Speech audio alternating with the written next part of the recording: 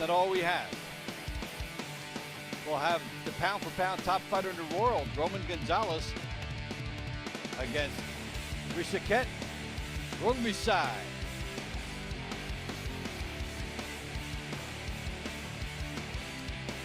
And you're going to get a look at Andy Lee, also a very top fighter, as he takes on Deandre Leatherwood in a middleweight contest set for 8 rounds. There's some of the highlights that you're going to see tonight.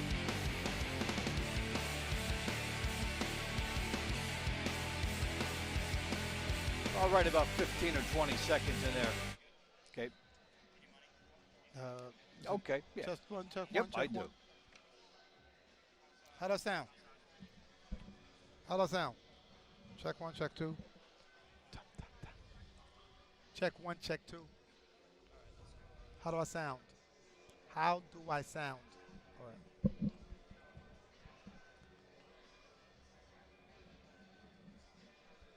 All right.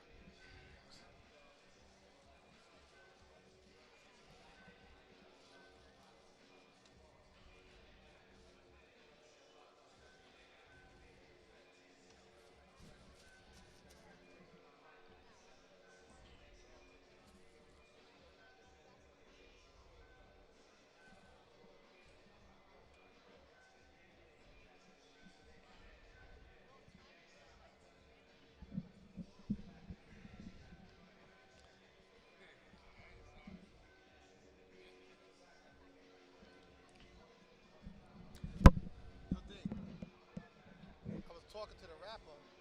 His name is Pressure. So we can talk about him when he comes up. You know what I'm saying? He's walking out to rapper Pressure. Yo, his rap name, the other rap name, I'm gonna talk about you, you come out.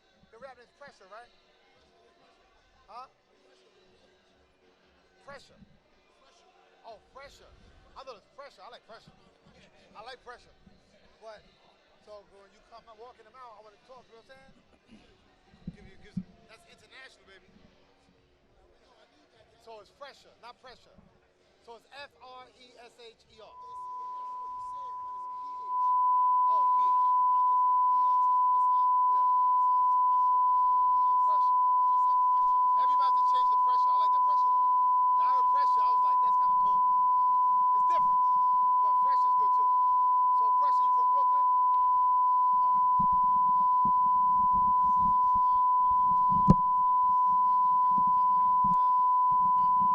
Pressure. That's his music group.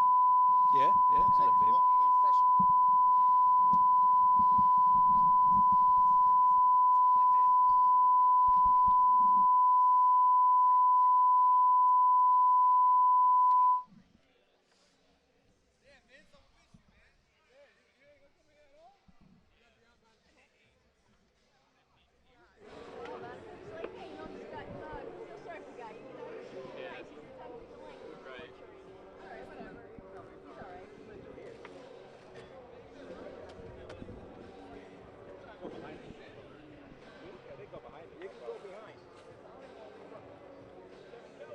Ready?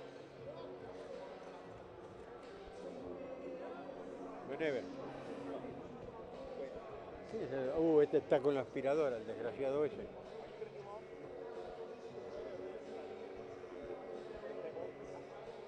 Just ask us, we're shooting camera over here. I'm just asking how big they're big.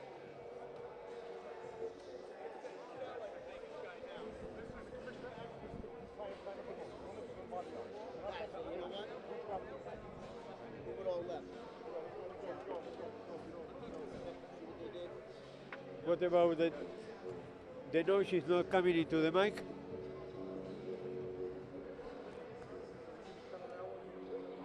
Just remember that I don't want to see empty seats, so it has to shoot into the dark, okay?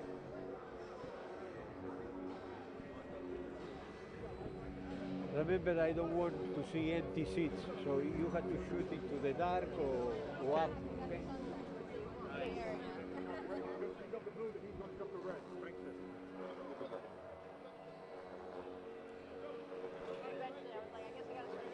Estamos bien, estamos bien, estamos bien.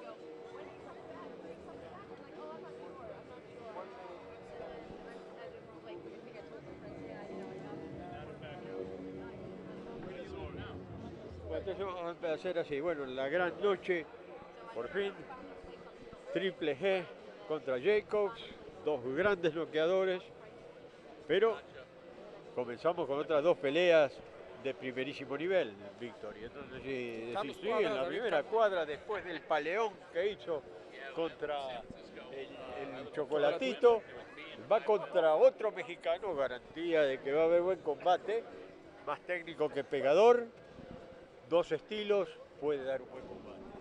Y entonces digo, y en el semifondo, por supuesto, el Chocolatito, la gran atracción, bla, bla, bla, ¿ok? Ok. Y después vamos a la de fondo.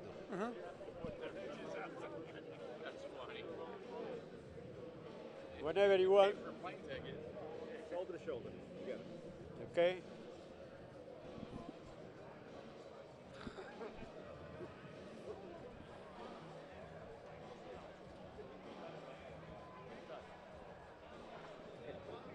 Take a step this way. Vas a- This guy's done.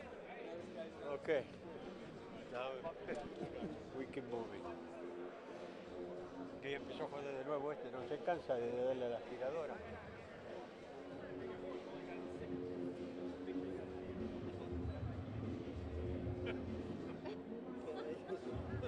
I wonder if he do that at home. Yeah, right? My wife will be very happy to contract him. He comes to my apartment all the time.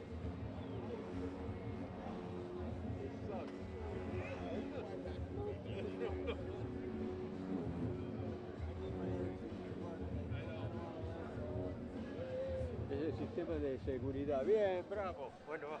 Ok.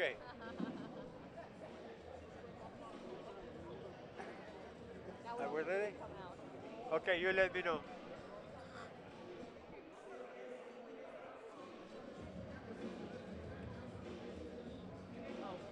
Okay, just let him know when you're ready. Are we ready? You let me know. We got it.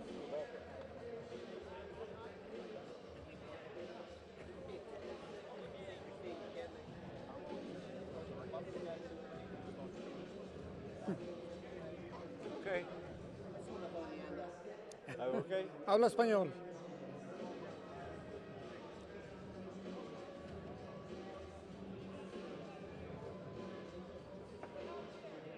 All right. 5, 4. Okay. 1, 2, 3, 4, 5. Amigas y amigos de Space en Latinoamérica y el Caribe, muy buenas noches. Y la bienvenida se las damos desde el mítico Madison Square Garden de Nueva York, donde esta noche Golovkin contra Jacobs van a definir quién es el que golpea mejor. Es un pronóstico de knockout en casi todos los expertos. Los boxeadores, como siempre, abren el paraguas y dicen, bueno, a lo mejor va a la distancia, pero que se van a pegar, eso es una garantía. Y para empezar, muy buenas peleas, ¿verdad, Víctor? Sí, Juan, tenemos grandes peleas en la división de los supermoscas. Primero estará Carlos Cuadras, el príncipe, que ya lo vimos contra el Chocolatito, una gran pelea, enfrentando a David Carmona, un peleador no tan ponchador, muy técnico, que le dará una gran batalla, es garantía de buena pelea. Son dos mexicanos, así que eso es lo más explícito que se puede decir de garantía de buena pelea. Y, por supuesto, a continuación, el Chocolatito González, el hombre considerado para muchos el número 1 libra por libra. Bueno, yo diría una distinción que comparte con Golovkin y que esta noche, él mismo lo dijo, tiene una pelea complicada, una pelea difícil. Un tailandés que se las trae. Y si no, que se lo preguntan a Cuadras. Cuadras le sacó el título al tailandés, pero en una noche accidentada, el choque de cabezas dio paso a las tarjetas, se quedó con la diferencia Cuadras, pero tú estuviste allí, Víctor, y... Sí, Juan, Srisaket Sorrubisay pega durísimo. A Carlos Cuadras lo hizo sufrir con un golpe de izquierda a las costillas que escuchó todo el estadio. Supo resolver, al final vino el cabezazo como dices, pero es un peleador muy peligroso y que pega como demonio. Bueno, lo sabe muy bien el Chocolatito y viene preparado, pero no nos olvidemos. Esta es la cuarta categoría en que se sigue una corona, el Chocolatito González, Ir subiendo no es fácil y muchos dicen a ver si ni siquiera da el peso porque a medida que va agrandando el cuerpo también le va costando. Bueno, los dos dieron el peso. También lo dieron Golovkin y Jacob y también Cuadras y Carmona. Todos buenos profesionales. Excepto uno que se ha ganado muchas críticas desde esta mañana y por eso vamos a la pelea de fondo. Golovkin contra Jacob. Título AMB, título internacional de la Federación Internacional, título del Consejo, título IVO. Pero una de esas organizaciones tiene una cláusula muy particular y muy exclusiva. El pesaje del segundo día. Es decir, el pesaje oficial, como ustedes saben, lo transmitimos por Space, fue ayer por la mañana. Hoy por la mañana, según el reglamento de la Federación Internacional de Boxeo, debían pesar de nuevo y no excederse de 10 libras de las que habían pesado el día anterior. Bueno, Golovkin fue tempranito, se pesó, estuvo debajo de las 10 libras, 9.8, todo perfecto. Tucker, el representante de la federación, bueno, todavía lo está esperando. No apareció. Cuando preguntaron, mandaron a decir la gente de Jacob y que se estaba durmiendo, y después ni siquiera apareció. Pues la especulación es muy fácil. Jacob no puede aspirar a uno de esos títulos en juego, el de la federación. Gane, no importa. No se presentó, no cumplió y no puede hacer. ¿Por qué lo hizo?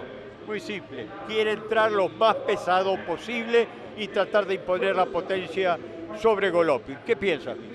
Creo que está buscando tener todas las ventajas, eso indica algo de nerviosismo, es lógico, está peleando contra el mejor de la división, pero perdió la oportunidad también de la FIB. Es un gran peleador, Juan, creo que no era necesario eso. Bueno, se juega el knockout y esa es la razón, y vamos a ver entonces si todas esas previsiones se dan en una pelea emocionante. Yo creo que sí. Una pausa y enseguida regresamos desde el Madison Square Garden.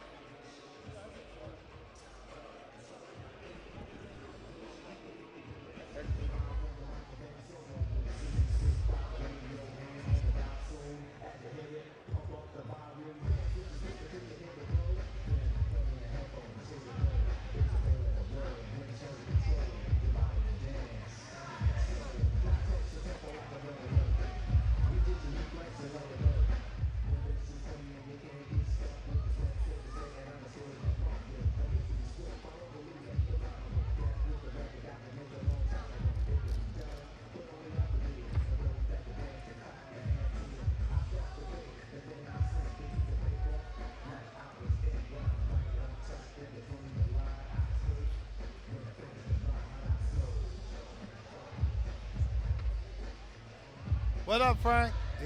How do I sound? That's second. Hey, Kev, how you doing, man? Let's Doing get ready great. for this fight here. With first fight, we're gonna have Bochacek and Yasmani Petrozo. I'm glad you said that. Bochecek, so I can get it right. Bochecek. There might be a few different ones before this night's over. How about Bohachuk? Bahachuk. Pronunciation on the sheet. So, Harry? Bahachuk. Bahachuk. Sergei Bahachuk.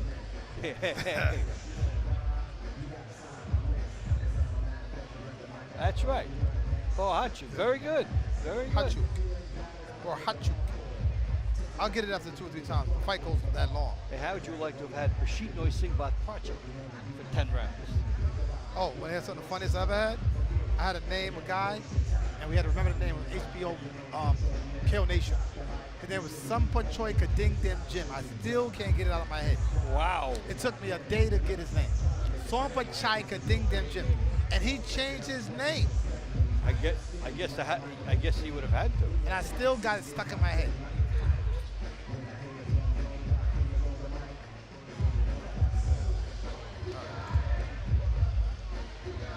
Okay.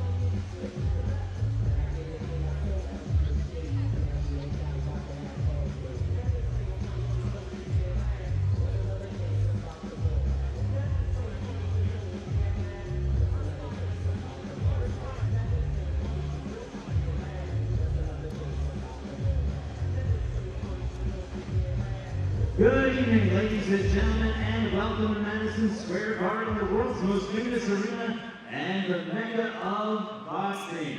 It's time to bring the fighters into the ring for the opening bout. Please welcome first, out of Cologne, Matanzas, Cuba, Yasmani Atrevido Pedroso.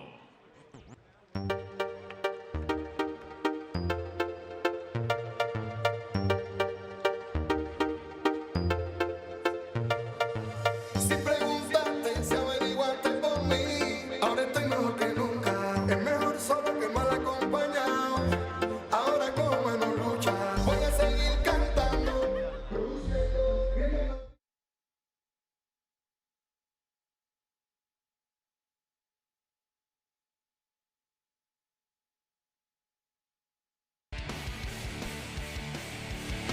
There is no better place to be than New York City, abuzz with excitement on St. Patrick's Day weekend with a major fight on tap. The eyes of not just the Irish, but all boxing fans are smiling as a fight we cannot wait for is finally here. Middleweight dominance. Gennady Golovkin and Daniel Jacobs. Just look at those records. 36-0, 33 knockouts for Golovkin. Jacobs 32-1, 29 knockouts. They have knocked out the last 35 opponents combined. That's our main event.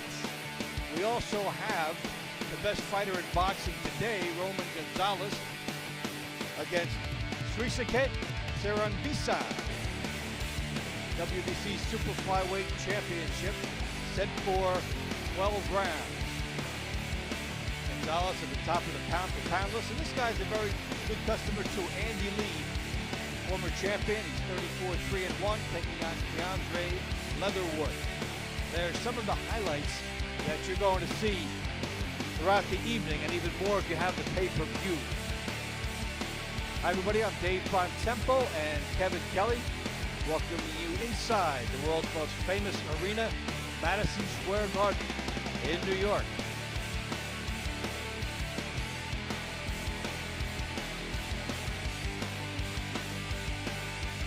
So we showed you some of the highlighted fighters. We're also going to see some young up-and-coming guys who want to make an impression. Our first fight tonight, we're going to see Sergey Bohachuk. He's from the Ukraine. He'll be taking on Yasmani Pedroso. Welterweight, Pedroso from Miami, 28 years old. That's a big assignment in front of him.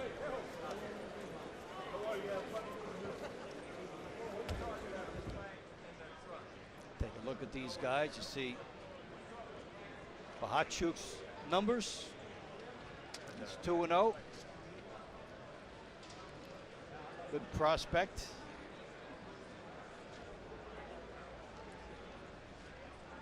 See how they match up. That Bohachuk is 21, Pedroso 28, and a height and reach advantage for the Ukraine fighter. Big numbers in his advantage. See if he's able to use them in this fight. These guys are going to open the night here at Madison Square Garden.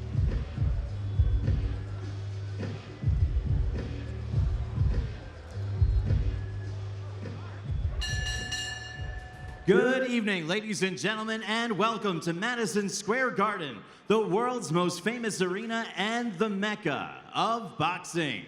Our opening bout this evening is scheduled for 4 rounds in the junior middleweight division. It's brought to you by K2 Promotions and presented by Cerveza Tecate, Born Bold, Chivas Regal, Hublot Luxury Watches, Tesna Bank, Capital Holdings, and The Fate of the Furious, arriving in theaters April 14th. Our bouts this evening are sanctioned by the New York State Athletic Commission. The interim chair is Ndidi Messe. Your timers this evening are Yvonne Williams and Lisandra Mendez. And the judges in our opening bout, John Basili, John Potteray, and Robin Taylor. Controlling the action at the sound of the bell, please welcome championship veteran referee Ron Lipton.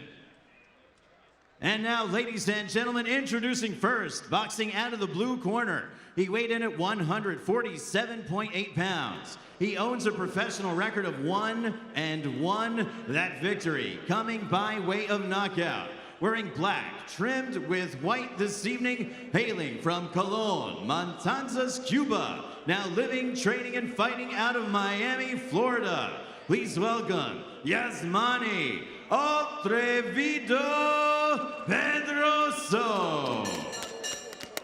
And his opponent, boxing out of the red corner across the ring, he weighed in at 146.8 pounds. His record, 2 bouts, 2 victories, both wins coming by way of knockout.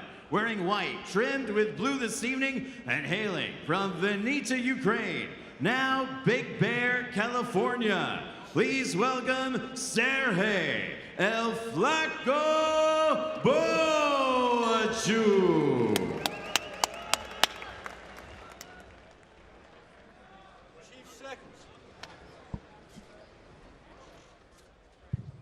Gentlemen, I've given you the rules of the New York State Athletic Commission with your interpreters. I remind you both now, obey my commands, respect each other, and let's keep this strictly professional. Buena suerte. Okay, so let's see how they open the show here. Judge, are you ready? Boachuk Judge, you ready? with a lot more Judge, you ready? Get back. being moved quickly from the Time. Ukraine now into Big Bear, so he's the prospect. Boachuk is a long-range bomber, seems like. He uses his reach to his advantage. Extensive amateur career, you can tell out there in other countries in Ukraine how the amateur system is. At what point in your career do you figure the adrenaline when you first start your career, you're going for knockouts early on, you're pumped up. And at what point, how many fights do you think you start to settle down and work on things more? Well, the way it works is I realized something that's a negative. The more amateur a guy stays, sometimes could hurt him. Well, sometimes it helps him because what happens is as a fighter gets seasoned, they start making more mistakes. They start knowing too much in their brain. If you notice Roy Jones Jr., Lennox Lewis, and they fought very amateuristic at times, they won fights. It's when you get pro and you start knowing what you're doing, you lay in a pocket, okay? Which means stay in the pocket, stay in front of your opponent, then you take the risk of getting hit. I believe with Ukrainian fighters, fighters from different countries, the amateur pedigree is a lot more extensive. So just like you're watching today. And they always say that the fighters who come over, I'd like to see them start to bend more because they're straight up in many cases when they come. And the trainers work on that. Well, the biggest thing I told people years ago, the best thing that can happen to European fighters is they get an American trainer. Now they are, okay? Here's a European fighter that trains in Big Bear. So obviously he's fought with American fighters. He's learned how to slip from the waist, okay? Dip punches, throw punches as you see right now. Throw his punches, but he still goes straight back in the line. Needs to go to the side, either left or right. So you can come in fine, but you don't want to go straight back. The cardinal sin, which we see a lot of guys make. Yeah, the straight back, straight up and down, most European fighters are. But now with them dominating the boxing game, they've come to America, they figured out the game plan. I got the work ethic, but let's figure out the game plan. Don't go straight up, go left, go right, utilize the jab. They're actually beating a lot of American fighters this way. Boachuk and Pedrosa opening the show that will culminate in a pay-per-view card headlined by Gennady Golovkin and Daniel Jacobs.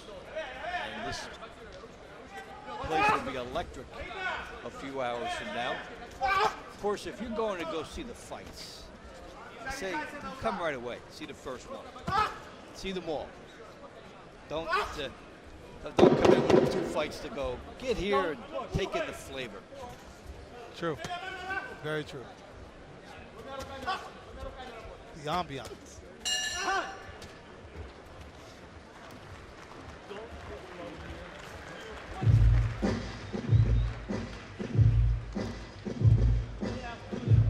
Hey, boxing fans, the NYPD Boxing Championship returns to the theater at Madison Square Garden on Thursday, June 8th. Tickets start at just $25 and are on sale now. That's more than 20 grudge matches for the NYPD Boxing Championship right here at Madison Square Garden, Thursday, June 8th.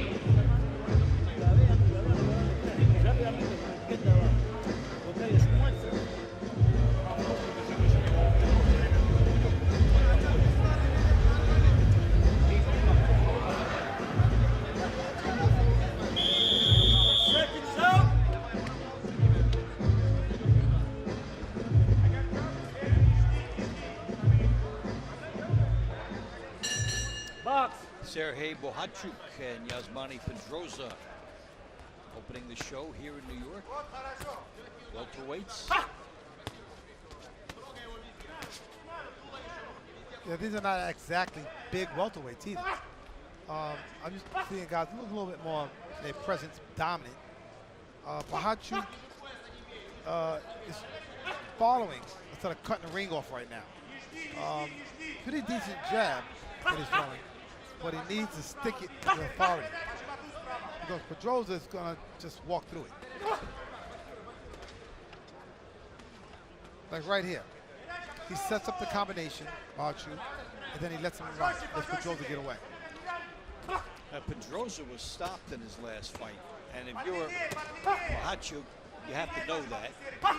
And how does that affect how you come out and react in certain situations?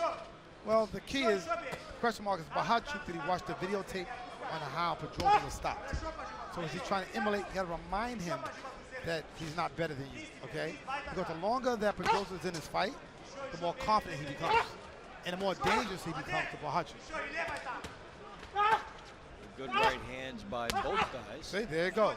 Very dangerous. Pedroza landed some very good shots, okay, on Bohachuk. Bohachuk's got to be careful here. Everything comes off a jab. He throws a right hand, he doesn't come back to his jab. If you notice that. They go a right hand and no back to the jab. So he doesn't know his distance. These are the stages of a guy's career, young stages where he learns his distance. He smothers himself a little bit. He's a little too close to his opponent. He's on top of his guy. These are range-finding things that he needs to learn how to utilize the jab and keep your man at the extension of your jab. Because these things with the distance can be subtle. It could be a half a step, not even a full step. Yeah, boxing's a science. It's all angles, distance, time over distance equals speed. You got to be a mathematician here. What's got to happen is this is a learning process right now, especially this early in his career. He's 2-0. He has 2 knockouts. So right now he's learning that, hey, not everybody who hits can lay down. It's a good wake-up call for a fighter. Body shot in the right hand by Bohachuk.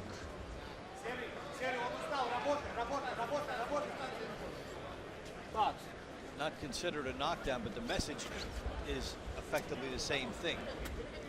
Pedroza is very durable, and he's doing some nice durable things in here. He's catching Bohachuk from time to time.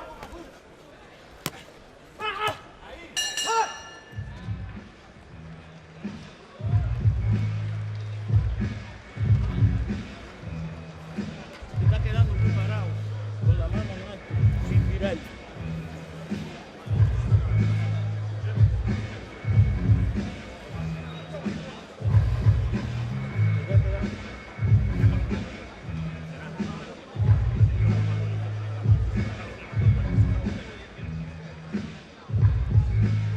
Here are some serious overhand rights. They're more pointing by Bohachuk. Bohachuk's kicked on the right hand. He doesn't come back to the jab to keep him back on balance. But he's landed over and over time, and Pedroza has kept eating those right hands.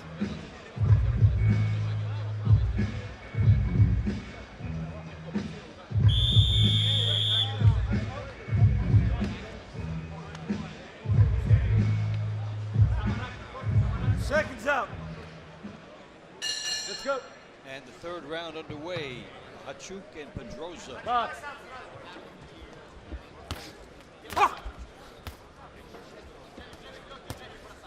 it's very funny watching these early stages of a guy's career because you're learning the process.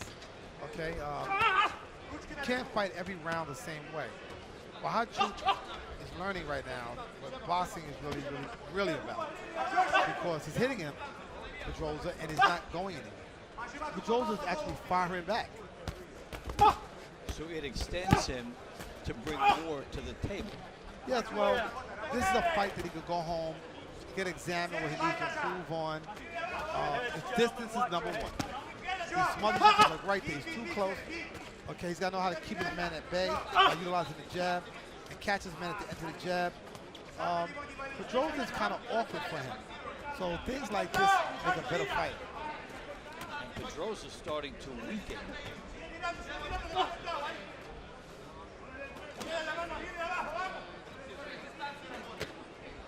Now, there's a potentially bad habit that Bohachuk is developing with pushing down. He's done that twice in the last round. It hasn't been called for. We can talk about the early stages of a guy's career. The habits are important. Well, he's very good at pushing down at the elbow, and he's doing on a side the referee can't catch him. So it's good on what he's doing. He's putting the weight. He's trying to wear down Pedrosa. There he goes again. He puts the hammer out of the net. So the question, there you go. A big shot. This could be a decision for Ron Lipton if he gets up. Got the count right in front of him. Now he's up at 8. Said Pedrosa was weakening. Referee gives him the test. So a lot of time left still in this round. Yeah, Pedrosa gets on his bicycle, trying to extend it a little bit, try to get to the 4th round. And get a chance to recover. We are knocked down in a 4-round fight. It's a mammoth. Scoring in the second one, even more so, it ends the fight. Ron Lipton has seen enough. A huge hook gets in, and that's a good call. Get the medical people there. Sooner get right to that. No need to count. It was a wear down process. He wore down Pedrosa. He wore Pedrosa down. Very good with the body shots. I do like that. He's got to work on keeping his distance. He's actually trained by the same trainer that trains Gennady Golovkin. Okay? So pretty good. Abel Sanchez is a heck of a trainer, and he should work on distance, range, not smothering himself. And it's only his 3rd pro fight. He's only 21, so they've got a lot to be excited about what they can build on here. Yeah, they got a blueprint. Then we take a look at the first knockdown, overhand right, crisp on the chin. Okay, Pedrosa right there is getting that push down on the behind his neck, wearing the legs out of Pedrosa. Here you see Bohachuk with the overhand right. Overhand right, looping around. It loops around as you take a look. He's backing up with the jab. He's setting up the right hand. There it goes, right there. It's on the side of the face, and it sits down for Pedrosa. So in that technique, he found a little something that was a perfect shot. His leverage was good there. His distance was good there. He got a reward. It's the angle that he goes for. Here's the end of the fight. You can see the punches coming, okay, before I check. And you can see right there the left hook, which sat down, goes, and the fight was over. You see he's setting it up right there, setting it up with touching the jab. Then he goes, throws the jab, then he goes the hook, right there on the chin. And there goes Pedrosa. Here, take a look, setting it up. Overhand right, jab, trying to get in the middle, then go to the hook.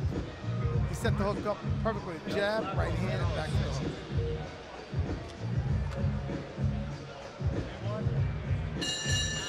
Ladies and gentlemen, the referee in charge, Ron Lipton, calls for a halt to the action. Your official time, 2 minutes, 28 seconds in round number 3. Your winner by TKO and still undefeated from Vinnytsia, Ukraine and Big Bear, California, Sergey El Flaco Bohachuk. So from the Ukraine, A very good performance for this young fighter, and he has a lot to look forward to. And he opens up the card nicely here on the Golovkin-Jacobs evening. Yeah, well, the red coats are coming, like I said again. Before tonight's main event between Gennady Triple G as we mentioned, and Daniel Jacob, purchase tonight's official fight program. Golovkin and Jacobs will highlight our night middleweight championship. Gennady Golovkin, Daniel Jacobs. These are the guys most exciting middleweights and two of the most exciting fighters in the world today. Between them, they have 68 wins, 1 loss, and 62 knockouts. So you can still have time to purchase this on the pay-per-view, and you'll get the 2 czars of the middleweight division. Now everybody was aware of Golovkin's journey, but I think Kevin, that Daniel Jacobs' run outside of New York has surprised a few people. Well, first of all, his personal issues is really where the story's at. The fight the cancer, people don't understand how extensive that was. He has survived cancer. And to be here tonight's an amazing task for him. So a lot of people will be rooting for Danny Jacobs tonight because the fight with cancer was big. You know, he's very human. People don't know the human side of fighters. That made him a human being. To show that if he could defeat cancer, could he beat Gennady? Can he beat Gennady if he could beat cancer? So that's kind of the efforts I think the public might look for. People love the underdog. Like The Rock and Mike Tyson, the underdog. Okay, the guy that comes from the brink of destruction and overcomes that. Can he bring that to the ring tonight with Triple G? To man, it's the Mike Tyson of today.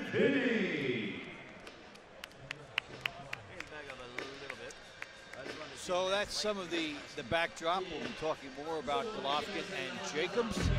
Now pay-per-view, we've got more guys coming up. There's the evening look at New York City, and heavyweights Jay Carrigan McFarland and Matt McKinney set to tee it up for 4 rounds. McFarland is 2-0, 6'3". Fighter out of Glasgow, Scotland, just 19 years old, and McKinney, a trial horse at 35 years of age. And McKinney has the height and reach, but McFarland has the age on his side.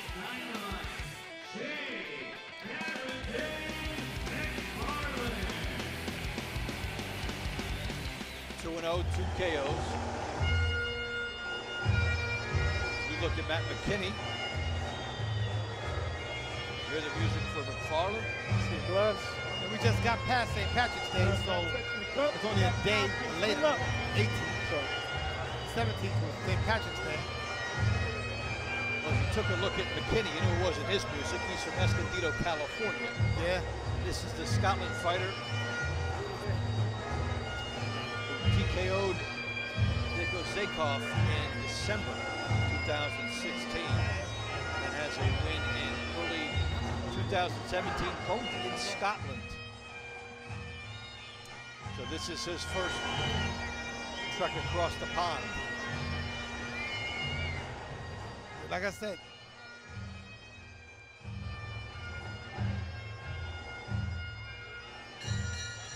ladies and gentlemen, the action continues here at Madison Square Garden, the world's most famous arena. The next bout is scheduled for 4 rounds in the heavyweight division. Brought to you by K2 Promotions and presented by Cerveza Tecate, Born Bold, Chivas Regal, Hublot Luxury Watches, Tesna Bank, Capital Holdings, and The Fate of the Furious, arriving in theaters April 14th. The judges for this bout are Eric Marlinsky, John Potteray, and John Basili.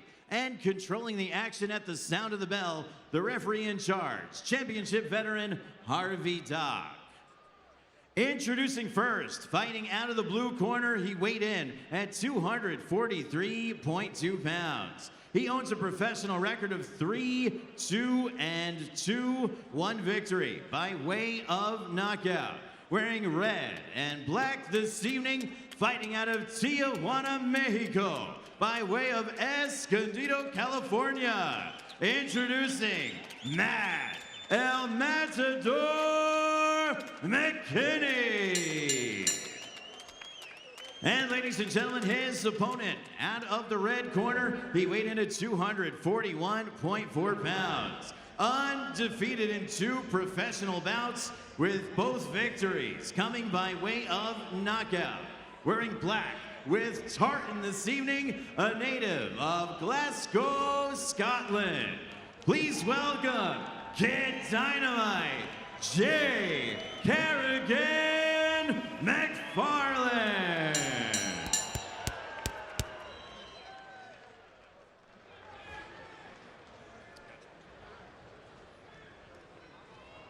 So they'll meet in the middle, and they'll get their final words.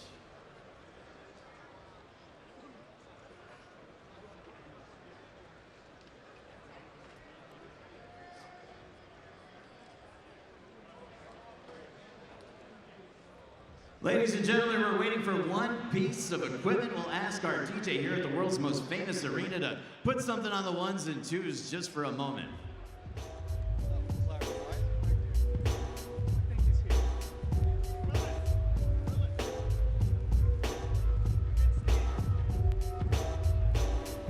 The situation is clarified by the ring announcer. Some piece of equipment. Well, this is where you learn patience, tolerance. Both men should stay, keep their body warm right now. Right now, take advantage And of now this back to the action with the referee, Harvey Dodd. All right, guys, we went over the instructions already. Remember, obey my commands at all times, protect yourself at all times. Good luck, come out at the bell. Good job. Looked like it was a mouthpiece for McFarland that was missing because he was singing moments before the introduction.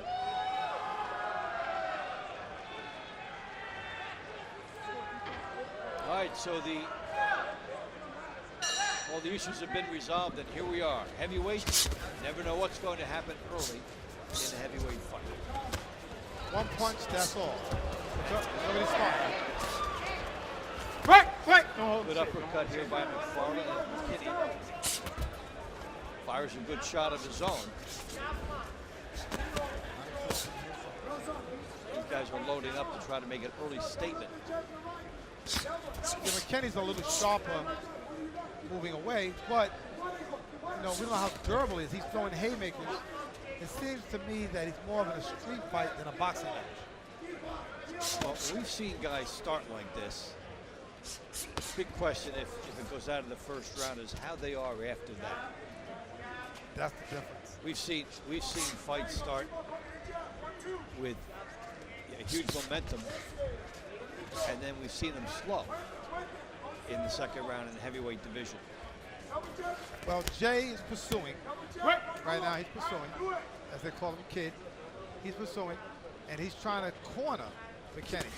He's got to learn how to cut the ring off. The left hook by McFarland.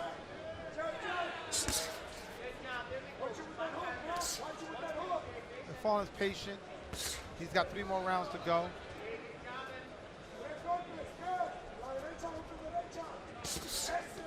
Good right hand by McKinney, sneaks in a nice one there. You know, I'll tell you something that's very strange. It's harder to fight a guy that looks like he doesn't know what he's doing than to fight somebody that knows exactly what they're doing, because I can expect guys to throw straight punches, but the haymakers that McKinney's throwing are catching McFarland. And he's throwing them as a lead right hand, as if he was fighting a lefty. That's why he's getting in some of these shots. It's very awkward style. And this fight is going back and forth a little bit. It seems that at times McKinney, even though he's backing up, he's having better opportunities than McFarland. Right there. And there's a perfect example of why. As McFarland walked to him, McKinney throws some shots, and McFarland didn't jab his way in. He just walked his way in. Right now, McFarland needs to utilize a jab to find his range. The jab is pretty primarily made to know where your opponent is. Because if your jab can touch him, so can your right hand. That's what he has to learn. If you just walk in unannounced without the jab, as McFarland does, you find an unwelcome response, as McKinney has some big one-punch moments in the opening round. Yeah, I give this round, even though McKinney's on his bicycle, he landed a lot of effective punches on McFarland. Hey, that was him, right? That's it. Hey, no. This one. Attention combat sports fans, science, green, filled with exciting white-tie kickboxing martial arts action returns to the theater at Madison Square Garden on Friday, June 9th. Tickets are on sale now for these exciting bouts, including an event fight straight from Thailand. Point-to-win action coming to the Garden on Friday.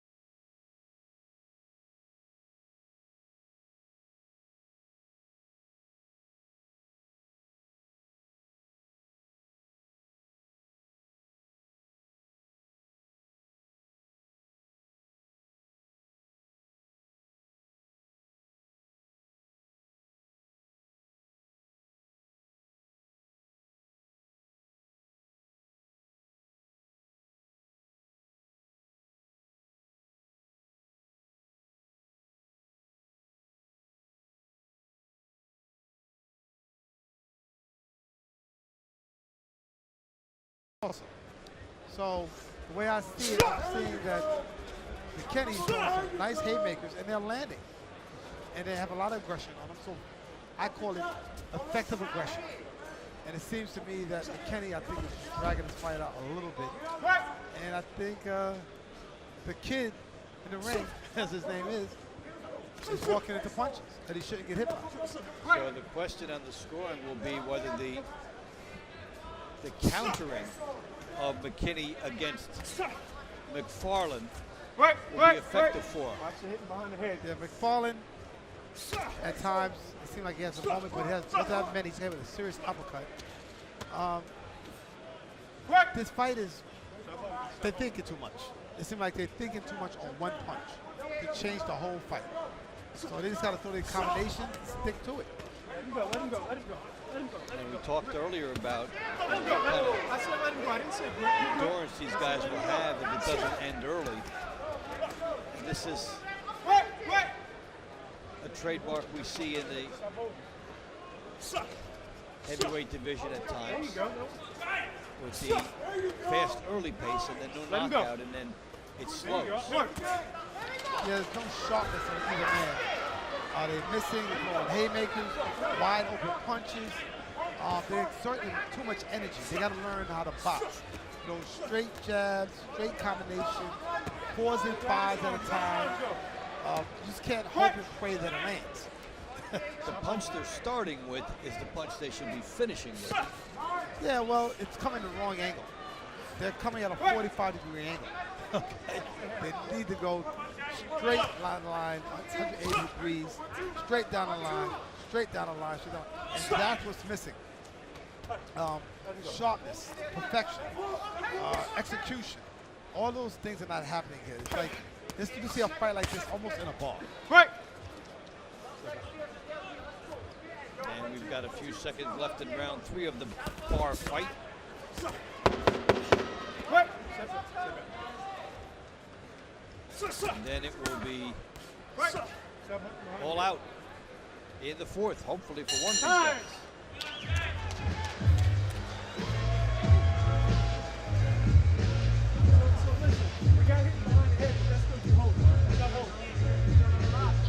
Ladies and gentlemen, the NYPD Boxing Championships return to the theater at Madison Square Garden on Thursday, June 8th. Mark your calendars now to pick up tickets. They start at $25 and they're on sale.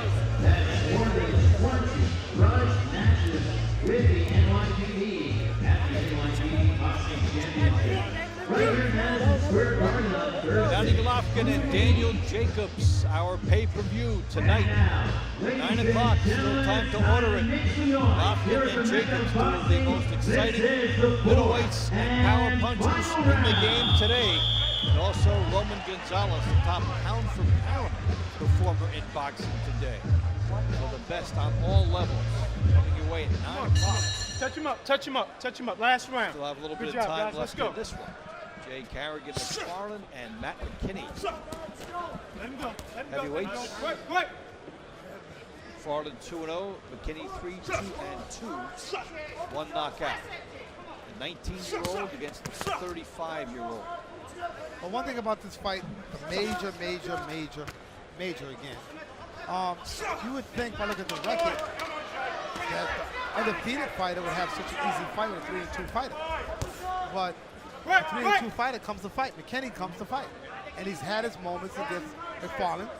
And let me explain to you something. Stop. He came to a boxing match and a fight broke out. Let's go. Yeah. A fight broke out.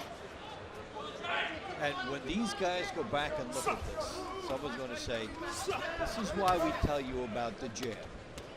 And why you're not doing it in this fight. And look at all the opportunities that could have been accentuated had the jab been there.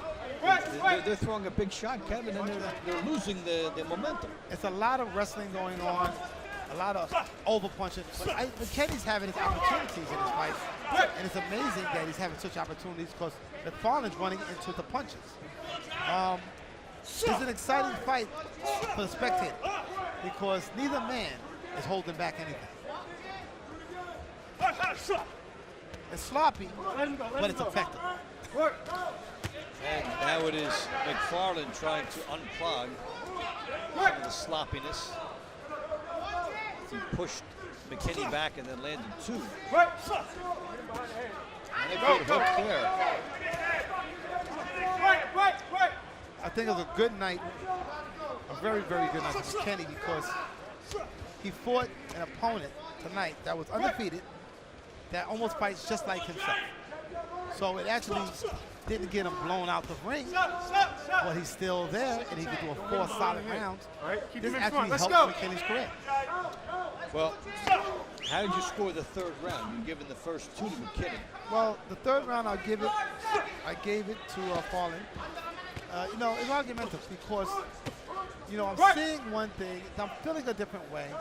The question mark is, do you go for the man that's pushing the fight, which is McFarland, or do you go with the guy that's catching McFarland running in with shots? So it's almost argumentative. This actually could be a draw to be done again. I would like this fight done again. At 4 rounds, or would you like to see them step up their distance if they fought again? Well, I don't know how much I could take of these guys wrestling a little bit, right?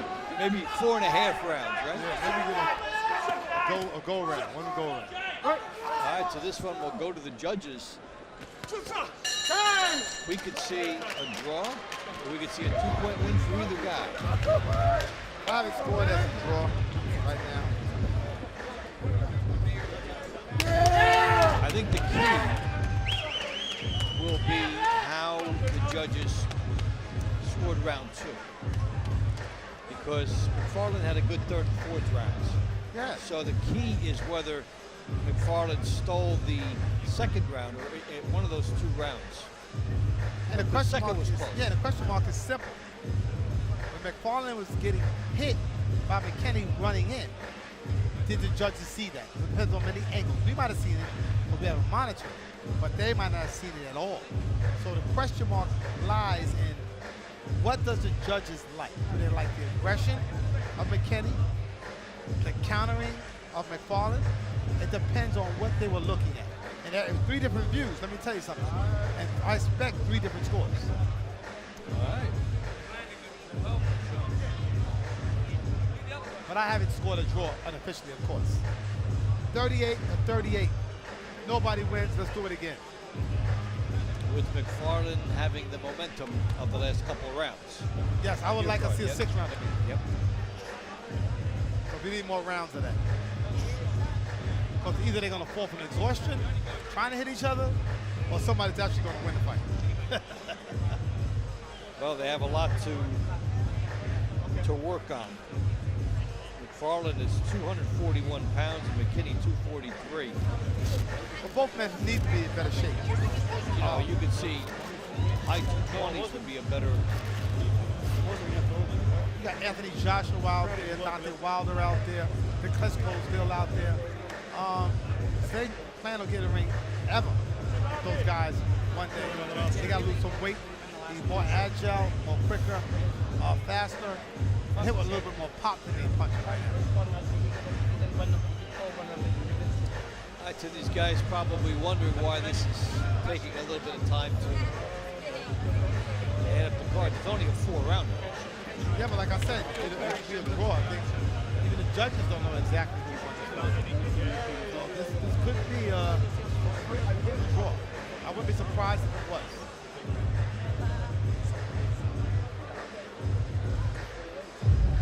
What you guys think? 12-day notice? McKinney Got this. Nothing much changes regardless of the outcome. McFarland, the draw, maybe a minor setback. Loss would be big. Like I said, you got at least a draw. So it's like one the detail. You know, instead it boils down to personality of the referee. No, I know. It's all good. It's a good fight. Life is tough.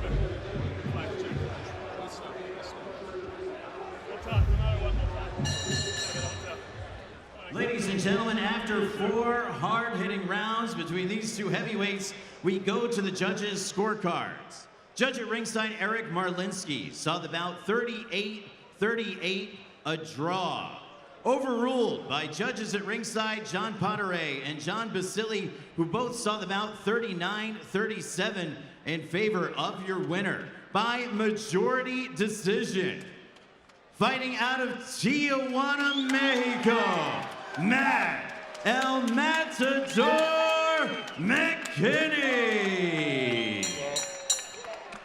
Good for him. He pressed his case, and he won that odd round we were talking about. And so Matt McKinney upsets the 2-0 fighter. Like I said, what happened to McLaren, he fell victim, he fell into the style of McKinney. And that's what hurt him. You gotta control the action, control your opponent. It's all a deciding factor on how, if you're gonna win or you're gonna lose.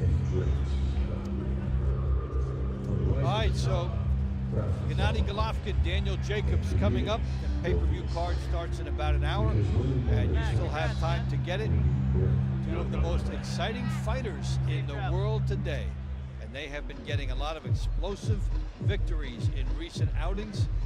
Golovkin and Jacobs available on pay-per-view. It starts at 9 o'clock, and we have a lot of other fights on that card as well. You'll see Roman Gonzalez, the best fighter in the world today, according to the pound-for-pound ratings. He'll be putting his wares up. So, a lot out there in front of you. Golovkin and Jacobs.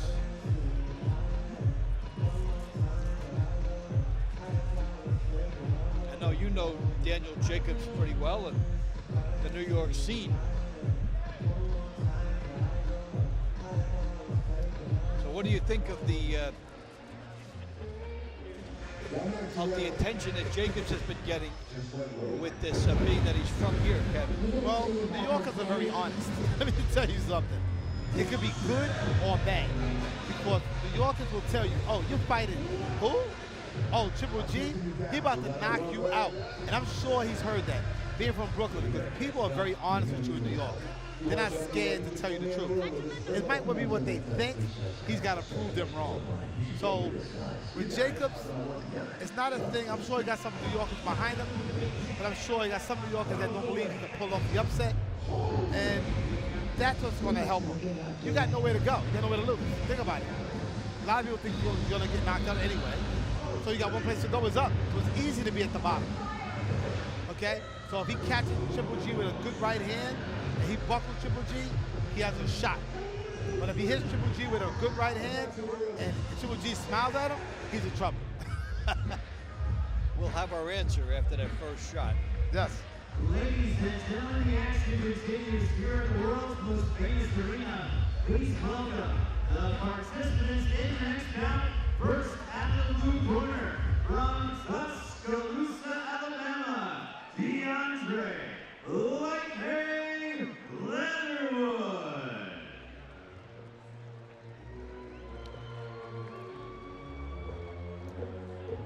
So Keandre Leatherwood makes his way in. 19-3-1, 12 KOs. He's been stopped twice. Pro since 2008. But he has won 5 in a row. Andy Lee, 34-3-1, 24 knockouts. Keandre Leatherwood, 19-3-1, 12 knockouts. Set to do action in the middleweight division for 8 rounds. Lee, the older fighter, has height and reach advantage and also experience in major competition. And ladies and gentlemen, here's the opponent. Here's the former WBO heavyweight champion of the world, from Limerick, Ireland, Irish Andy Lee.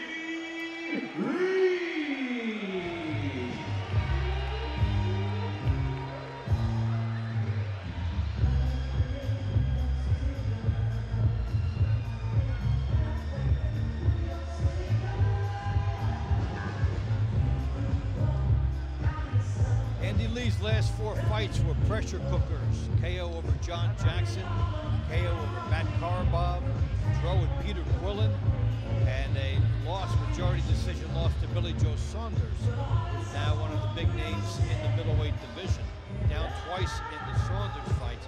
All those guys I mentioned, the combined records were 135-9, and he faced them practically back to back. That's what I'm talking about. That's what boxing's about. These guys, like I said, the problem I got today is people going from defending their titles to protecting their belts. That's not supposed to happen. So what he's doing now is exactly what boxing's about. Stay busy, stay active, and get the wins.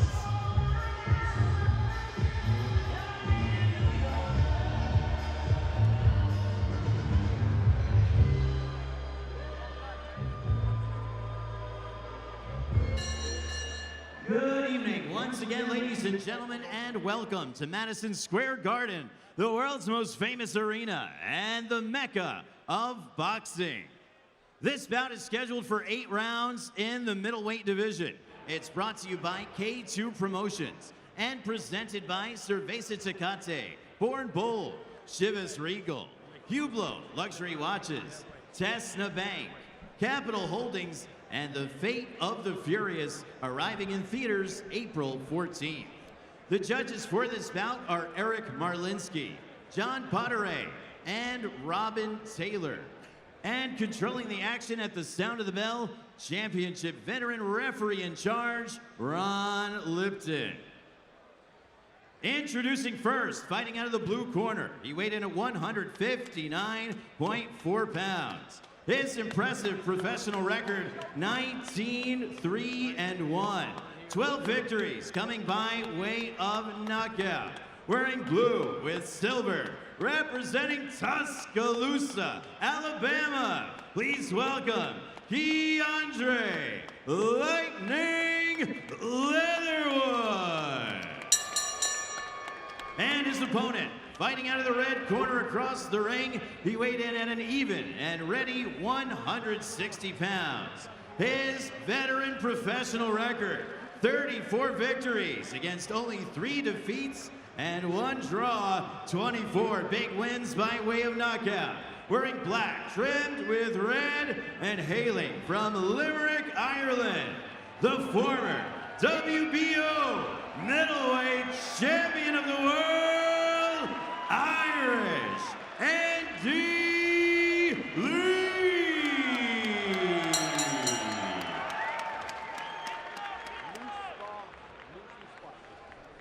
Chief, seconds only. Irish Andy Lee the day after St. Patrick's Day here in New York.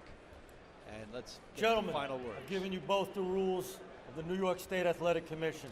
I remind you both now, respect each other, obey my commands. We're going to keep this strictly professional. Good luck to you both. All right, so that's Ron Lipton. Judge, you veteran ready? Referee separating the fighters. Judge, are you ready? And then we'll come Judge? out. Keandre, you ready? The thing you have to like about Andy Lee is he Andy, let ready? this ego out the door. This is a Time! guy that's been in major competitions within the last 2 years. And then they say, okay, you want to work your way back up? Be on a undercard of a pay-per-view fight. And many guys can't make the adjustment back, but he did. Well, first of all, he has one thing that I do like. He's a southpaw like me, Andy Lee. And being a southpaw, you have an advantage. As you can see, the right foot, he's trying to keep on the outside of the left foot of Keandre.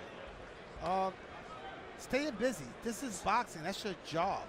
You need to be consistent. Keep doing it. The more you do it, the better you're going to get. So Andy Lee has that curriculum going for himself. It's a good characteristic. I talked about those guys, 135-9. He fought tough guy after tough guy, and that's hopefully when the better money comes too, and you get rewarded for those choices. So either you practice your craft or you're not.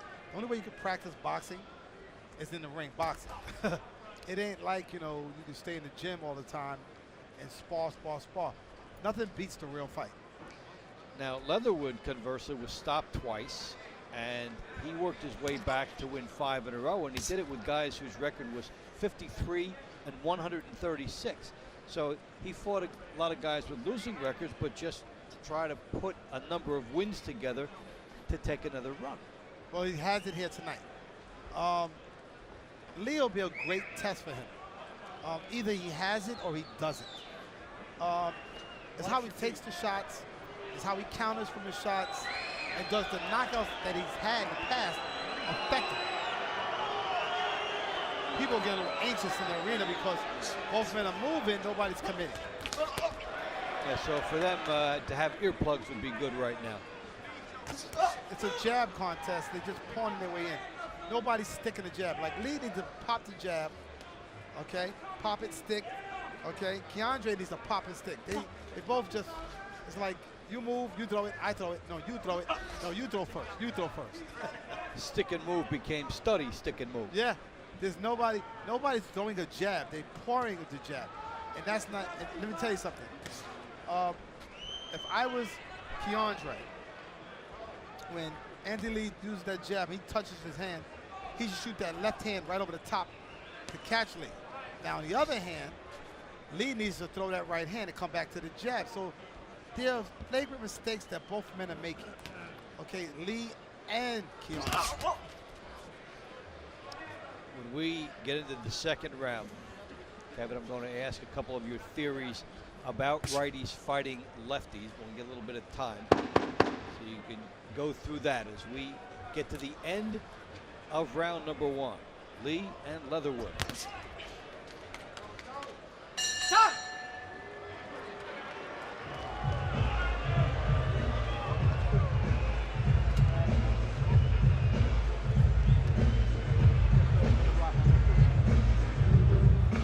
Watch this.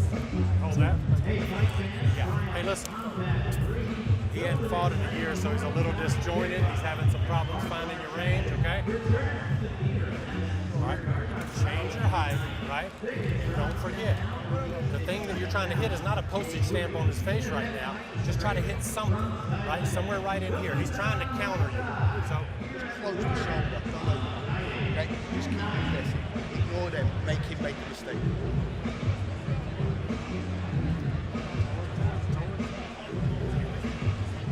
Very nice. Yeah, let's go, guys.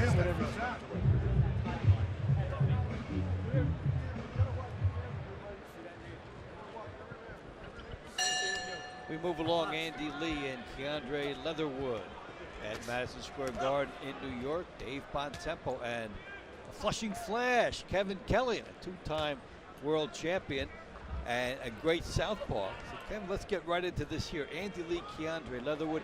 The textbook on the righty fighting the lefty was always lead right hand, double left hook to the body, keep your lead foot outside the lead foot. What does your textbook say in today's world? Well, today's world is very simple. I did the opposite of what they told you to do. That's why it worked for me, because I know you're expecting it as a right-handed fighter. What Andy Lee is not doing, he has the advantage as a southpaw, but he's not utilizing the jab. He's pouring the jab. He's got to pop the jab and throw a right hand and back to the jab. Like right there, he has the reach advantage. He pops the jab, throws the right hand, and back to the jab. What he's doing is he's laying back on his back foot, trying to hope to land a left hand. It's not straight. It's all technical, very technical, very tight. But now, meanwhile, Keandre, okay, should pop down the jab of Andy Lee and come over with his own jab. So it's more of a chess match here. You gotta be 2 steps ahead of your opponent. So not automatically lead with that right hand. You're saying take his jab over the Andy Lee jab first. Exactly. Pop his jab down, Andy Lee's jab. Throw your jab over the top and then finish with the right hand.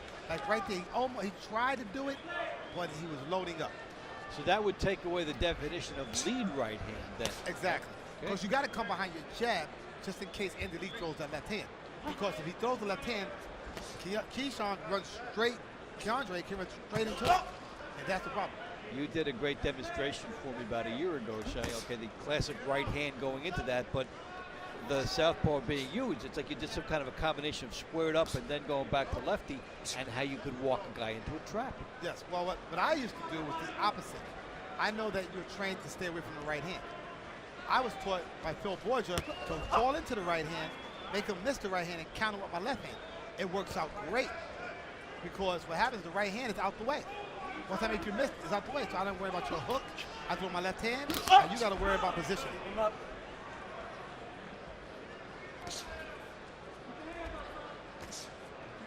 I went against the grain. See Good here? right hand there by Leatherwood. Yes, well, going against the grain is an important message to if you're fast enough to do it. Well, the key is both men are very tentative on what they're going to do. Both men. They're not, neither one is doing what they need to do to initiate the fight. It's all about ring dominance, ring presence. Andy Lee and Keandre look both still very tentative, and we're in round 2. Time. It's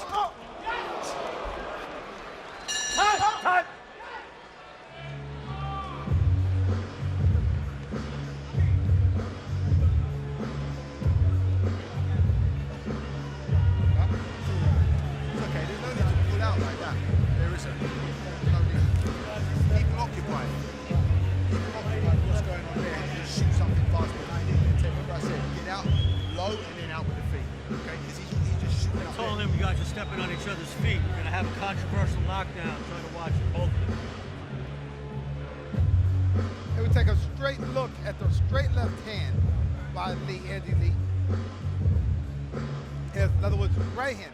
That's the punch that always hits the southpaw. They say it's a straight right hand. So both men exchange very well.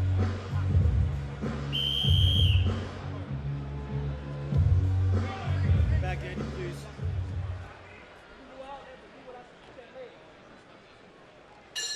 Box. We start round 3, Andy Lee and Keandre Leatherwood. And in about 45 minutes or so, we'll start our pay-per-view telecast, culminating in Gennady Golovkin and Daniel Jacobs. Golovkin with a 91% knockout ratio, the history, the best in the history of the middleweight division ever, and Daniel Jacobs 88%. So it could be one of those great as long as it lasts deals, or we might see some thinking man's elements brought into it. Not quite sure. I'm getting ready for an explosion. I think we're going to see something amazing tonight. I really think we'll see something amazing because Jacobs is a big guy. As long as he feels dominant in the ring, we could have a good fight. G could actually, this could make it. Okay, fighters are made on fights where they got to overcome adversity. And I love the idea that Jacobs had overcome cancer. So that's very human. Daniel Jacobs may have enough of a punch to affect Golovkin, who actually said something unusual this week. He said Jacobs may have a little more power than he does. Wow, I'm shocked because most times Gennady doesn't think anybody hits harder than him at middleweight. So I'm pretty impressed if he can say that. It's just that he's aware and alert. So that's our don't blink, you might miss something main event coming up at the end of our pay-per-view card, which starts in about 45 minutes, so you still have time to get it. Roles have changed. Now you have Keandre walking Lee down. Then Lee was walking Keandre down. So now the change of the guard has happened. Neither man possesses a jab, though. That's the problem with this fight. And it's unusual to say that when you're talking about an Andy Lee fight. A schooled guy, a former champion. Well, sometimes you show up to a fight and information in your head don't make it to your gloves. and pretty much with Andy Lee, it seems that right now he doesn't show dominance. Right now he's getting hit with some straight right hands. Keandre is finding it a little bit easier this round. I'm swaying towards Keandre in this round. So far, it looks like Andy Lee fighting down to Keandre Leatherwood's level to some extent. Even though Leatherwood is 19-3, Lee is a cut above. But Leatherwood is hanging with him.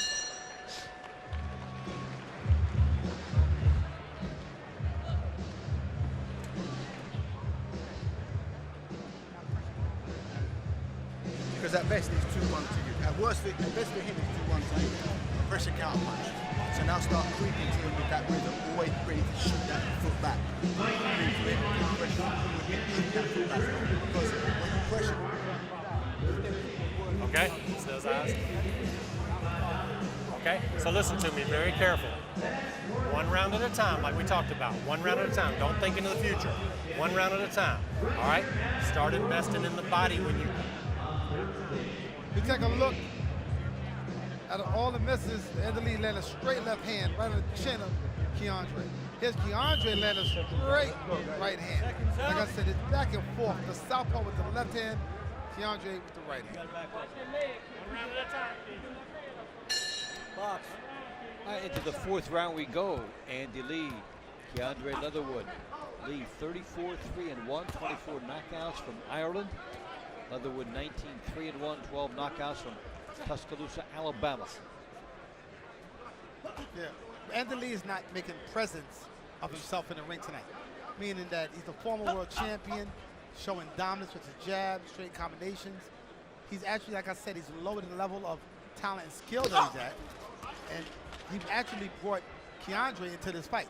So yeah, he fought down. He's fought down a level so far. It's very competitive now. I mean, Keandre's confidence. Look at his body movement, his gestures. He looks very confident right now. Don't hold this. Don't put the cable there.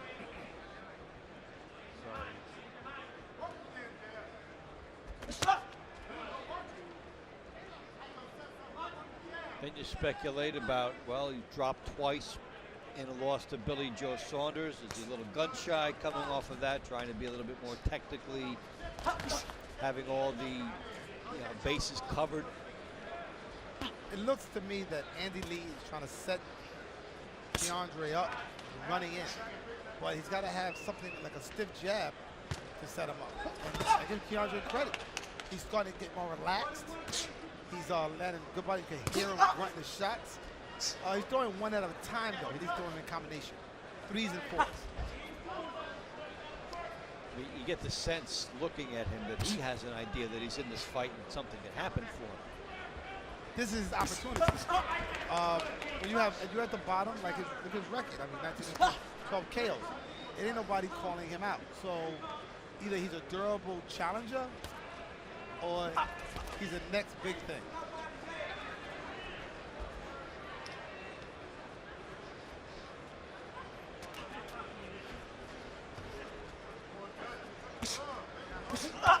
The pawing with that jab.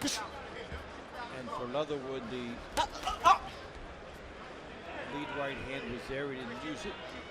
Double jab. He was flailing at a moving target. Lee is being very patient right now.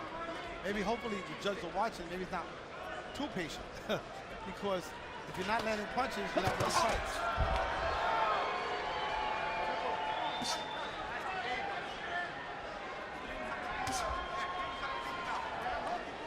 The most persistent and accurate weapon in this round has been the jab of Lee. Good hook there by Leatherwood, but maybe ring generalship will factor into this particular scoring. Halfway through the fight.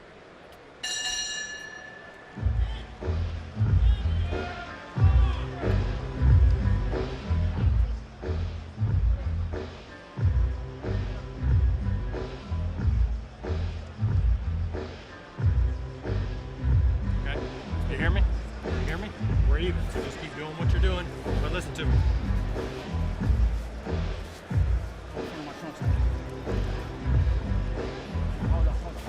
Listen, your body language is good.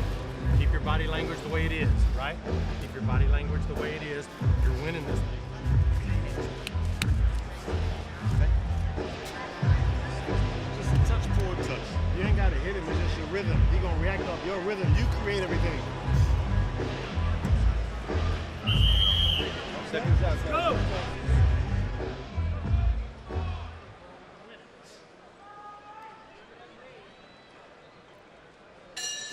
We start round 5. Andy Lee, Keandre Leatherwood, Dave Bontempo, and Kevin Kelly with you from Madison Square Garden. Later on tonight, Gennady Golovkin and Daniel Jacobs on pay-per-view. Yeah, I've been scoring this fight for the last 3 rounds, and I haven't scored. Actually, I have Leatherwood winning by 1 round. He's had some great moments.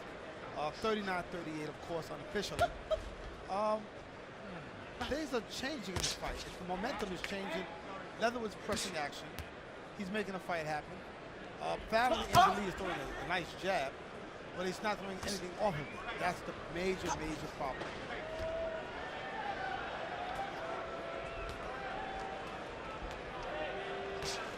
We're not seeing Andy Lee jab and move in. We're seeing him jab and move back. Yeah, it's losing position. What he's doing is, he seems very tentative. It's like he's fighting like a guy that's got knocked out his last fight. Not committing. Well, and we talked about that last round. He was dropped twice against Billy Joe Saunders. Now not stopped, but still. The idea being that, hey, you know, maybe you made some mistakes defensively to get dropped. He's second guessing himself. You can see he's not throwing the jab with authority, even though he has a reach advantage. He's not sticking it to his man like he should. And I believe that inside his head, he's got those 2 times he got dropped with the Saunders fight, and that's what's affecting him.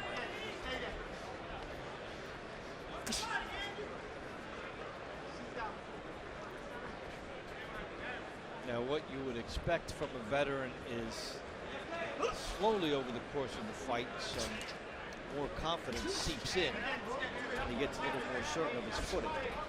You know, Andy Lee right now, he's not taking advantage of it. He's doing straight left hands. Right there, I think personally that Keandre is right in front of him to be hit with a straight left hand. If Andy Lee throws it down the pipe. Like right there you go. Straight down the pipe. But he's got to double that and triple that and finish with the hook.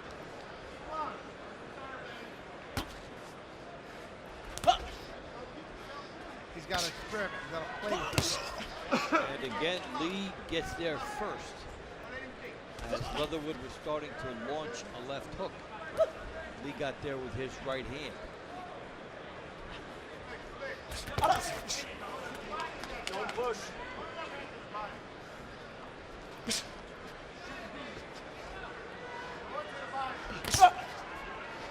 Leatherwood coming up shy with his left hook. He'll have to make some adjustments to get that in.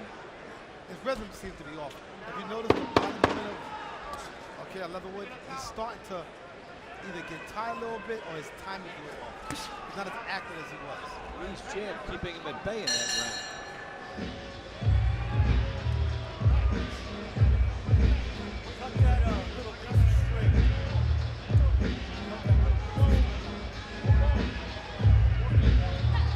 Fight fans, the NYPD Boxing Championships return to the theater at Madison Square Garden on Thursday. Listen. Tickets begin mouthpiece with beat. $25 and are on sale now. More than 20 drug matches for the NYPD Boxing Championships. Right here at the The Mega thing about it is, Boxing right now, on he's Thursday. very, very frustrated. Right? But I'm not interested in him being a frustrated winner. See what I'm saying? Hey, I know, round by round, look. Booming is waiting. It come off the second and the third.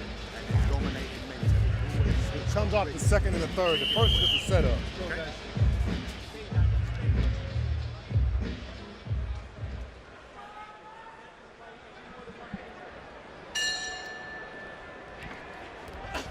So we head along into the second half of this fight. Andy Lee, Keandre Leatherwood. We think of how they're counseling Leatherwood in the corner. Well, information is the key. The question mark is, he heard the information, is he going to implement it? Stop punching. The hardest thing for a boxer to do is to exactly how the trainer says Watch to your fight. head, box. And in Lee's corner, they told him something else. So he might not cooperate. I need you to cooperate so you can help me win. And that's what needs to happen for Keandre. Well, how much of it did you take verbatim? Well, you gotta trust who's giving the information, the trainer, of course. That's a plus. And you gotta believe that what he's telling you is true. And then you gotta implement it. If you don't go out there and do that, then it ain't gonna work. And then you have a chance of getting beat. Because your corner sees something different than you. So this is something that builds fight to fight, because if you trust a corner in a particular fight and you get burned by that, then the next time something is told to you, you may not be trusted. Well, the fight is psychological. And right now, Lee is starting to land effective shots. It's getting physical more for Lee. Yeah, he's landing good jabs. He's landing good to the body. You know, the head moves. The body doesn't move. And that's why Lee is going to the body right now. This is where that world champion status is showing up. He's starting to get into gear. Good left hand by Lee.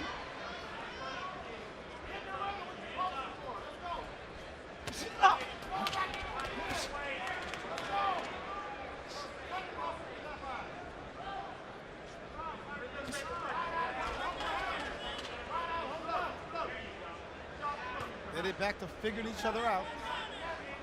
Pouring with the jab. Right now, Lee had a great momentum, and he abandoned the momentum he had. So that allowed Keandre back into the fight once again. Good left hand by Lee. Yes, that he had Leatherwood back on his heels. Now Leatherwood can get back to this fight by utilizing his jab. Great right hand and back to the jab.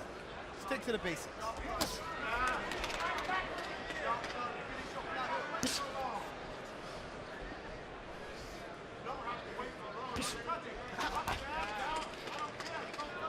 Really, Leatherwood has had no answer for Lee's jab.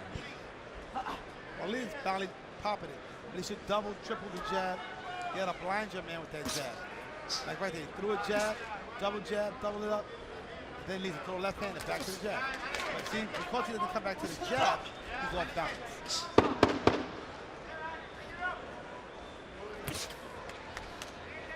And as we hit the end of round 6.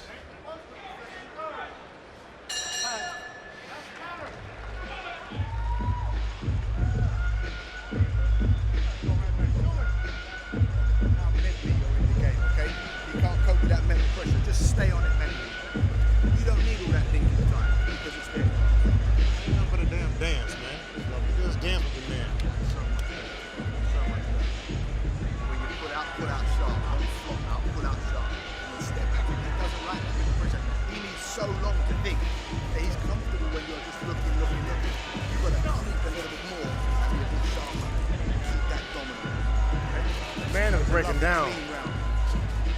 Breaking down. Up though, okay? So you're gonna have to keep your hands up when you do it. You're gonna start backing him up a little bit and start firing. You only got a couple of rounds. Yeah, just keep your rhythm. Okay?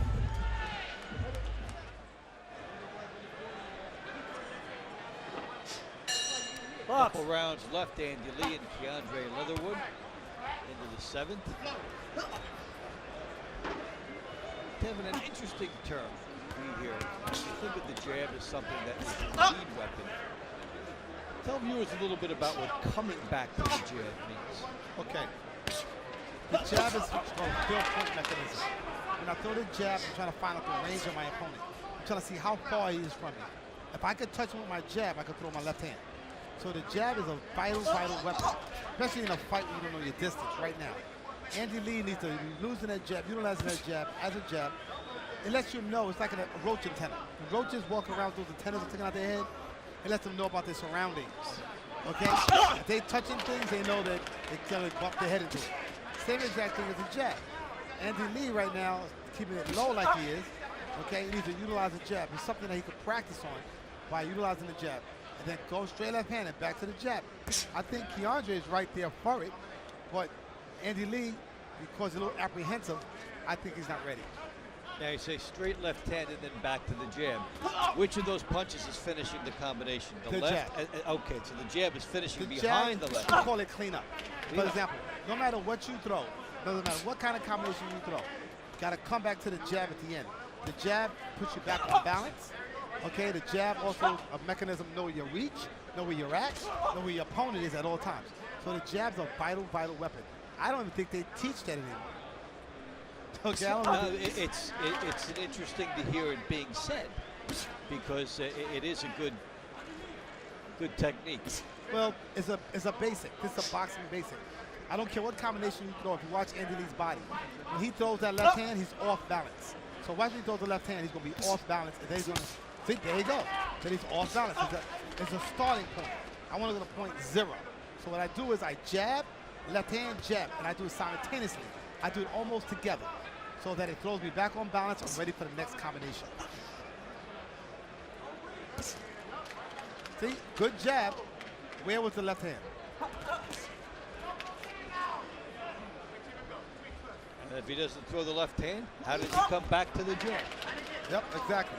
It's just a boxing basic. I call it a fundamental, that the jab becomes a part of your arsenal.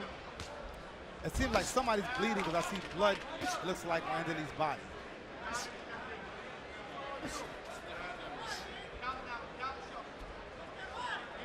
Well, Lee has been popping that jab in to illustrate all the points that you were breaking down in that classroom type session as we come to the end of round 7.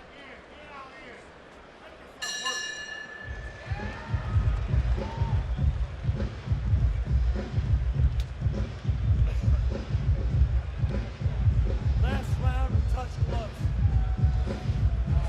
Now you can have your rest. Ladies and gentlemen, round combat. Start ready for anything. Right? Whatever the fuck happens. Great shape, right? Listen, the only time you get hit is when you get your feet together and you get way up tall in the air. Keep your changing your height a little bit, keep your feet spaced, and you got to go after it this round. Got to go after it. This is it. You want to get some. Because he's only got 1 or 2. 3 minutes, right? You're in great shape. You're in great shape. 3 minutes.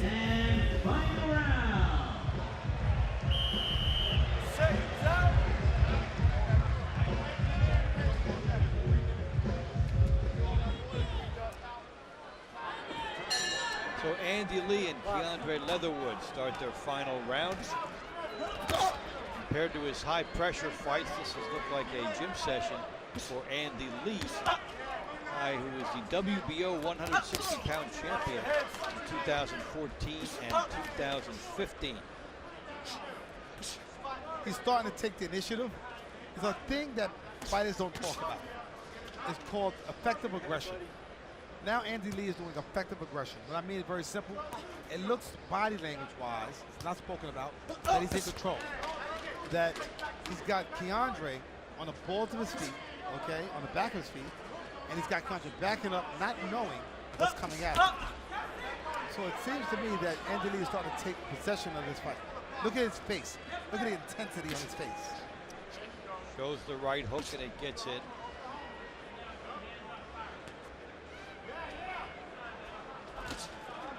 There's the left hand again, but no comeback to the jab.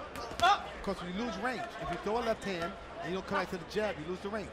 As you can see, Andy Lee's having a hard time finding his distance. And this is a workman-like effort from a guy who was putting it to Chavez Jr. and then was stopped, and who landed a one-punch right hook knockout in the fight against Jackson to take away a slow start.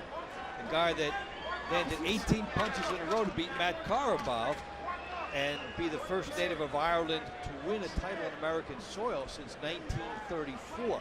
So we've seen all of that type of intensity, and here it's, well, I want to get the W and get some work. Well, you definitely see it here if you look at it. Andy Lee's starting to take over, and he's starting to dominate this fight with that jab. Key weapon, his jab. And you can see it right here, but the problem is he's a little bit sloppy when he throws his right hand. Okay? He's a little sloppy with it. And he needs to learn how to clean it up with that jab. He's having very good rounds. I got it scored unofficially, of course, 68 to 66. 2 rounds going to Lee, and he's starting to take over this fight. Well, and in the final round, that's a good time for him to be moving up. That's a better performance for Leatherwood than many would have expected to be tight and still be in this fight. Yeah, the question mark is was it what Andy Lee was doing, or was it what Keandre was doing? I believe it's a little bit of both. I think more of what Lee wasn't doing. Yeah, Lee was not learning to utilize that jab. I don't like when he brings that jab back to his hip. He needs to learn to pick it up and go straight. So this one will head into the province of the judges. I don't think there's any concern for Andy Lee. If you're winning by 2 in your card, probably end up winning by 3.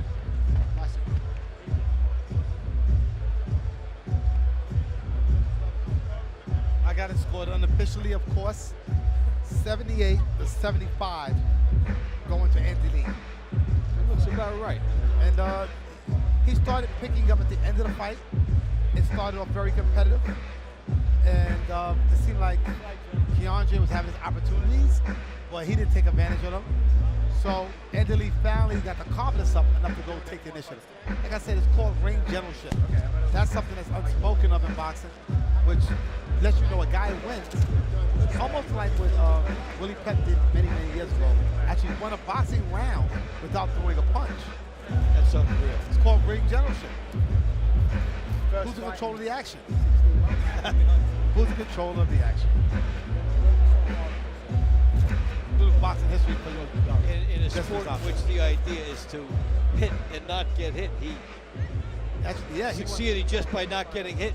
He's the only man to do that in history so far as the boxing match. Pretty amazing thing, huh? That is an amazing thing. It's some great history when you go back and take a look at certain things. You can see how this all evolves. You know, it's old. Boxing is a very old sport, and it's modified itself into boxing. And years ago, it was fighting. I had a conversation earlier with a guy, and I said, today it's a sport. It's more boxing than it is fighting. But people like the fighting compared to the boxing. So it's more talented fight-wise. That's how you look at it. There you go, right here. We had a fight with neither guy really Irish Andy Lee, but not a real substantial nickname. Yeah, that's true.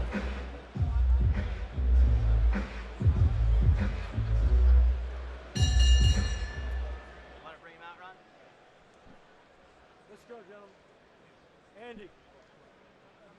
Ladies and gentlemen, after 8 action-packed rounds, we go to the judges' scorecards. Judge Eric Marlinsky saw the bout 80-72. Judge John Potteray saw the bout 78-74. And Judge Robin Taylor saw the bout 79-73. All 3 judges in favor of your winner by unanimous decision. From Limerick, Ireland, Irish Andy Lee.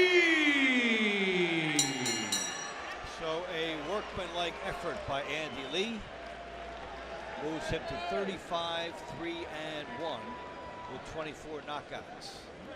And for Leatherwood, the win streak is over. Yeah, I saw it, 78-75. I thought the last few rounds, Andy Lee took over. Started landing the jab, the straight right hands. He's very accurate in what he was doing. His pursuit. He needs to work on that jab. He keeps the jab by his hip. If I was giving Andy Lee advice, I would tell him, every time you throw the jab, bring it back to your shoulder, okay? Don't bring it down to your hip because you can get counted.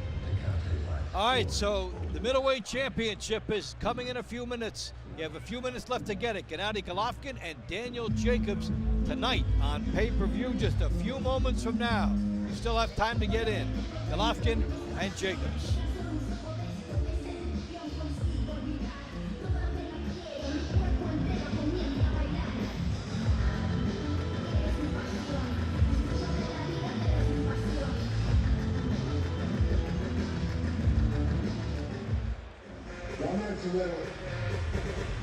Just went rogue. You gonna turn your back on family?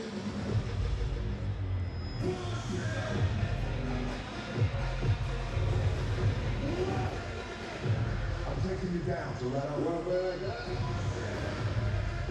If you gotta catch Dom, you're gonna need a little help. You want to tell me what? You just put me in a room with this criminal. You know, until that t-shirts come out the circulation of your mind, you should be able to disguise. You guys are gonna work together. Love to.